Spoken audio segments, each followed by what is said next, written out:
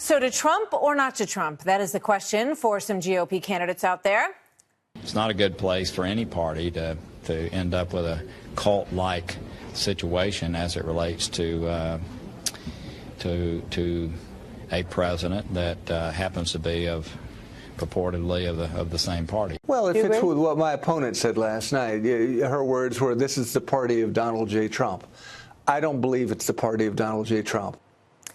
So not supporting the president did not end up working out well for Mark Sanford, who you saw here last night. But supporting President Trump is working well for some others, including our next guest, Corey Stewart, who is self-proclaimed Trumpier than Trump. He has gotten a lot of attention for this contentious interview last night after winning the Virginia Senate primary. I don't agree with any of those things that you said. The thing is, what you're trying to do, Chris, what you're trying to deny your past, but it's there like a big, ugly shadow, Mr. You're Stewart. trying to change the topic by the fact you're always playing the race just card. the facts. So it is going to be an interesting ride for Virginia Republican Senate candidate Corey Stewart. Thank you very much for being here. Good to have you tonight. Yeah, my pleasure. Thanks a lot, Martha. So, obviously, the subject that you were arguing with him last night at CNN is going to continue to come up when you have debates, when you're going through this process.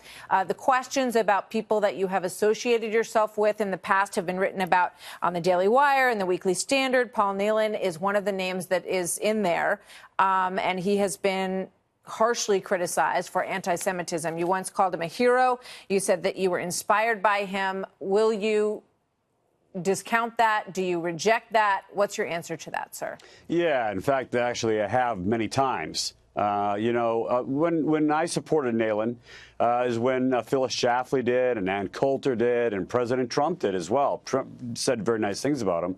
It was only afterward that the guy kind of lost his marbles and said all those terrible things. And we all, at that point, distanced ourselves from him and disavowed him. But, of course, that's not enough for CNN and all the left-wing media. They're trying to, connect us to all that.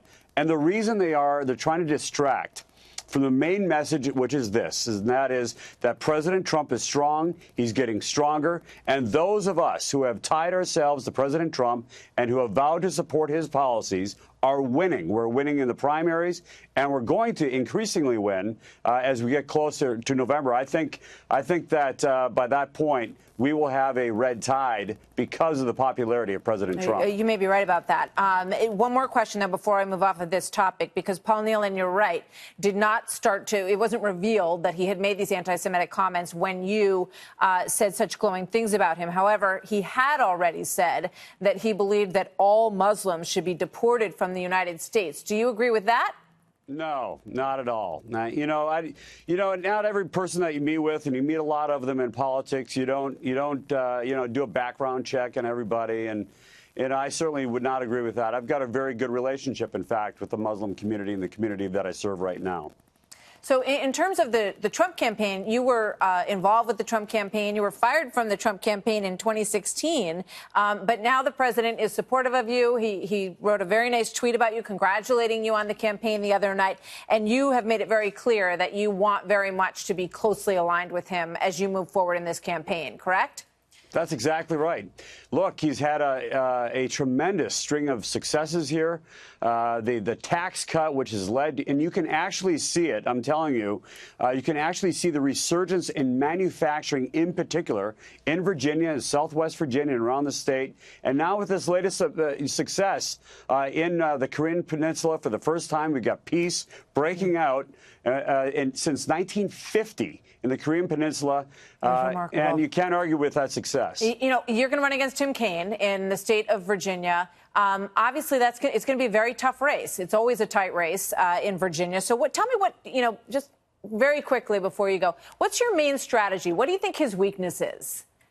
That he hasn't done anything. I mean, Tim Kaine's been in office for 6 years. He's accomplished absolutely nothing. Not a single, even the Democrats admit, not a single accomplishment in the past 6 years. The only thing he's done is to run for vice president, and he didn't even do a good job at that. All right. Corey Stewart, thank you very much. Congratulations on your win, and thanks for answering the questions tonight. We'll see you soon.